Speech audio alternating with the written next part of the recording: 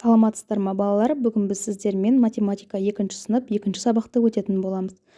Бүгінгі сабағымыздың тақырыбы екі таңбалы сандарды оқу және жазу. Балалар, сабақты бастамастан бұрын алдымен каналға тіркеліп, видеоға лайк басып қойыңыздар. Себебі менің каналымнан сіздерге 2, 3 және 4 сыныптың математика және қазақ тілі пәндерінің үй тапсырмаларын көріп бірге орындай аласыздар. Енді бүгінгі сабақта өтетініміз біз екі таңбалы сандарды құруды, оқуды және оны жазуды үйренетін боламыз. Бірінші есепке қарайық балалар. Мирастың жазғы демалыста қандай кітаптар оқығанын біл. Ол үшін дөңгелектер санын кітаптардың жанындағы сандармен сәйкестендір. Сәйкес сандар ғана жауаптың дұрыстығын білдіреді дейді. Енді бізде А, Ә және Б нұсқалары берілген және 3 кітап берілген. Енді бірінші А есебіне қарайық. Бұл жерде бізге жасыл түспен және сары түспен көрсетілген дөңгелектер. Бұл жерде жасыл түстер ондықтарды білдіреді, ал сары түстер бірліктерді білдіреді. Санайық енді бізде А жауабында үстінде 10, астында 10 жасыл көрсетілген, иә, демек ол 20 болады. Енді сарыны санайтын болсақ, 5 бізде сонда 20 қосылған 5 тең 25 болады. Яғни ондықпен есептейтін болсақ, ол 2 ондық 5 бірлікті білдіреді, яғни 25 деген. Екінші Ә жауабында бізде жасыл түстен 10, ал сары түстен бізден 9 берілген, иә, бірлік. Сонда ол 1 ондық 9 бірлік болады, яғни ол 19 деген білдіреді. Және де осы А жауабындағы 25 бұл екінші кітапқа сәйкес келеді, ал 19 сәйкес келмейді. Бұл жерде 19 деген цифр көрсетілмеген. Келесі Б жауабында бізге жасылдан әр қатардан 10-нан сонда 3 қатар 30 болады, иә. Демек 30 ондық бар, ал сары 4.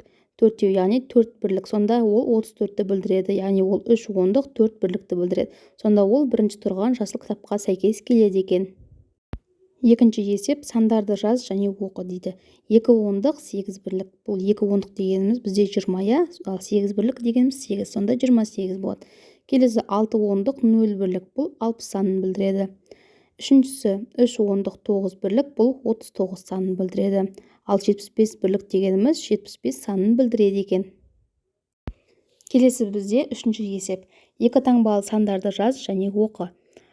Асында ондықтар мен бірліктерінің цифрлары бірдей болу керек дейді. Яғни бізде бірінші және екінші сан бірдей болу керек.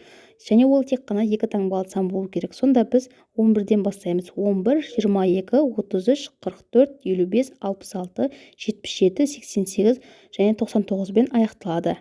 Келесі Әсінде ондықтарының цифрлары бірдей 4-ке тең, ал бірліктерінің цифрлары әртүрлі болу керек. Бұл жерде сонда біріншісі ондық, яғни 4-ке тең болады, ал қалған сандары әртүрлі болады. Бірақ екі таңбалы сан болу керек. Сонда 40, 41, 42, 43, 44, 45, 46, 47, 48 және 49 болады. Дәл осылай балалар дәптерге көшіреміз. Келесі бізде төртінші есеп. Сандарды өсу ретімен жаз дейді. Яғни бізді сандарды өсу ретімен жазып, яғни кішкентайынан үлкен санға дейін. Бірінші 0, 2, 5, 7, 14, 16, 18 және ең соңғысы 20 болады. Ал Әсінде мына сандардың арасындағы сандарды ата дейді. 15 пен 18, яғни 15 пен 18-дің арасында 16 және 17 сандары бар. 7 мен 14, 7 мен 14-дің арасында 8, 9, 10, 11, 12 және 13 сандары бар екен. Осылай тура дәптерімізге көшіріп жазамыз. Келесі бізде 5-ші есеп сәйкестендір, яғни бұл ауызша орындалатын тапсырма, иә. Сандар тұр және санның оқылуына біз соны сәйкестендіруіміз керек. Бірінші бізде 25, яғни бұл Ә жауабына сәйкес келеді, иә, 25, яғни жауабы 1 Ә болады. Екінші 34 бізде ол Б жауабына сәйкес келеді, яғни жауабы 2-ның Б. Үшінші 78 бұл А жауабына сәйкес келеді, яғни жауабы 3-тің А болады екен. Келесі 6-шы есеп. 9 саны 6-дан неше бірлікке артық дейді. Сонда біз 9-дан 6-ны алып тастаймыз. 9 минус 6 бұл бізде тең болады 3-ке, яғни жауабы 9 саны 6 санынан 3 бірлікке артық екен. Енді Әсі 4 саны 8-ден неше бірлікке кем дейді. Яғни бұл жерде 8-ден 4 алып тастаймыз, сонда 4 болады. Яғни жауабы 4 саны 8-ден 4 бірлікке кем екен. 7-ші есеп мәтін есеп. Анам дүкеннен 10 жұмыртқа сатып әкелді. Олардың 4-еуінен әпкем құймақ дайындады. Неше жұмыртқа қалды дейді.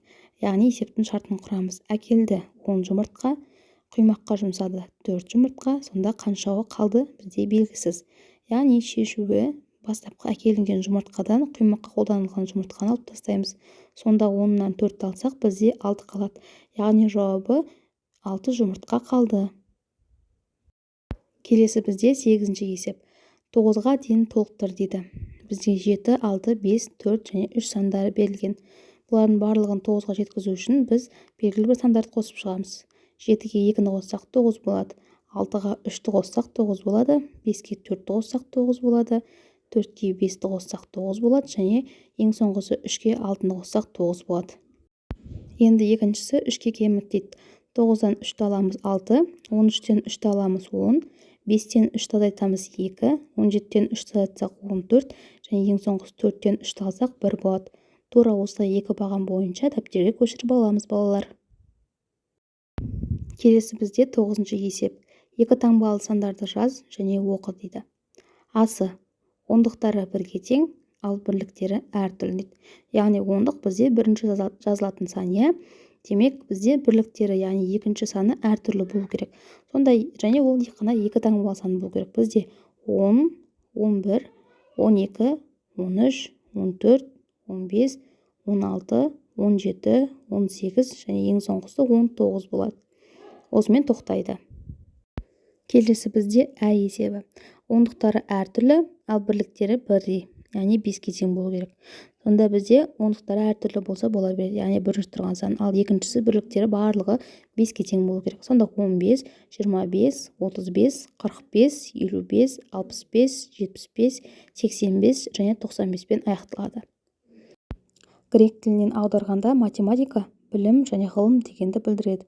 0, 1, 2, 3, 4, 5, 6, 7, 8, 9. Бұлар араб цифрлары. Осымен балалар, бүгінгі біздің сабағымыз аяқталды. Келесі сабақтарды жоғалтып алмас үшін менің каналыма міндетті түрде тіркеліңіздер. Себебі менің каналымда тек қана 2-ші сынып мен 3-ші және 4-ші сыныптың математика және қазақ тілі пәндерінің кез келген сабақтардың үй жұмыстарын көріп, бірге отырып орындай аласыздар. Сау болыңыздар.